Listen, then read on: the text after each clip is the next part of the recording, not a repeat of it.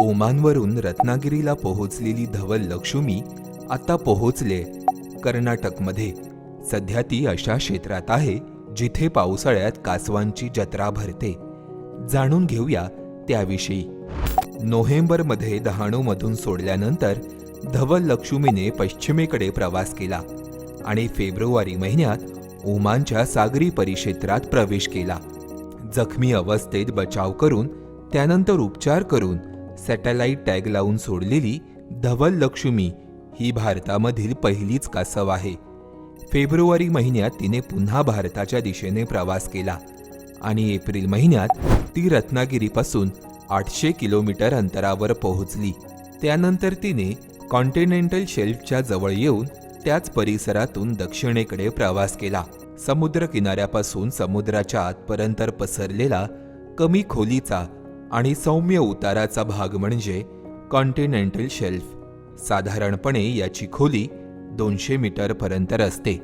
16 मे रोजी धवल लक्ष्मीचे लोकेशन हे कर्नाटक आणि गोव्याच्या सीमावर्ती भागातील सागरी परिक्षेत्रातील कॉन्टिनेंटल शेल्फच्या जवळ टिपले गेले.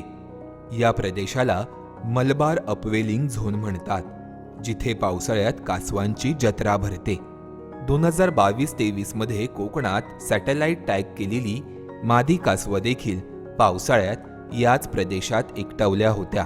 कारण केरळ किनारपट्टी, कर्नाटकचा काही भाग आणि दक्षिण महाराष्ट्र ते गोवा किनाऱ्याजवळचा हा मलबार अपवेलिंग झोन पावसाळ्यात सक्रिय होतो. जून ते सप्टेंबर या मान्सूनच्या काळात या भागात अपवेलिंग घडते. यामध्ये वाऱ्यामुळे समुद्राच्या तळाशी असलेले थंड आणि पोषण द्रव्यांनी युक्त असलेले समृद्ध पाणी सागराच्या पृष्ठभागावर येते. या प्रक्रियेदरम्यान पृष्ठभागावरील कमी पोषण द्रव्ययुक्त पाणी त्या भागातून दूर सरकते आणि त्याची जागा पोषण द्रव्ययुक्त पाणी घेते. या प्रक्रियेमुळे समुद्रातील प्राथमिक उत्पादकता वाढते, जसं की फायटोप्लॅन्क्टनची वाढ होते. फायटोप्लॅन्क्टन हे सूक्ष्म वनस्पतींसारखे जीव आहेत, जे महासागराच्या वरच्या थरात तरंगतात. हे जलचर अन्न साखळीचे प्राथमिक उत्पादक आहेत. फायटोप्लॅन्क्टन पुढे क्रील आणि लहान माशांचे अन्न बनतात. या जीवांना खाण्यासाठीच मलबार अपवेलिंग झोनमध्ये कासवे आणि सागरी सस्तन प्राणी एकटवतात.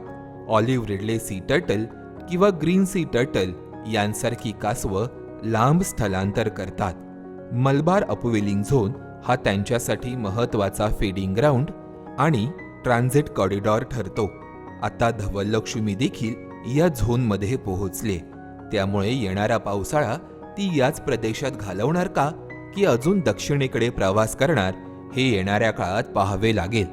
त्यासाठी पाहत रहा आणि फॉलो करा MHA MTB वाईल्डलाईफ.